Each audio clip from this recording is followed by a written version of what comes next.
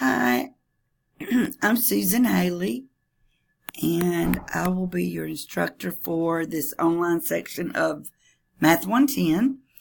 Let me give you my cell number in case you have any kind of issues. You can shoot me a text and very quickly get it taken care of, I hope. Also, for this course, you will need a TI-83 or 84 graphing calculator. It can be any model of it, but the number part needs to be 83 or 84. Not an Inspire. It needs to be the number 83 or 84. And as different things come along, I'll be teaching you how to use calculator for those things. My goal is to make videos for all the different sections. I hope I'm able to keep up with that. We will see as time goes on. So, like I said, any questions, shoot me a text. Try to stay up with the homework from the get-go. Practice the calculator steps. You won't have any kind of notes when you take the test, about like calculator steps or material formulas, nothing like that. So, alrighty. So, here we go.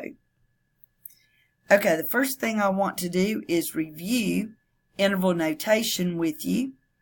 And interval notation is just a different way of describing big sections of numbers, like x less than 4. Instead of writing it that way, or like you see over to the right here, interval notation would have it looking like this. And we're going to talk about how you got there.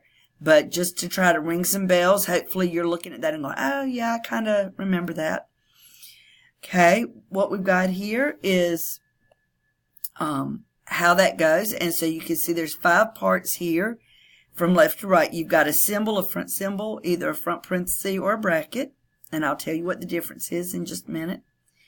The first number that you write in there describes the smallest value in the set. Then there's a comma. And then the number describing the largest, the number describing the largest value in that set. Also, let me go ahead and let you know this little smart notebook, that is just the name.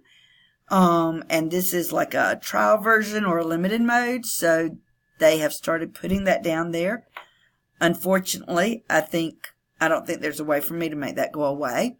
So, if it really bugs you being there, I can try to make the screen, move the screen where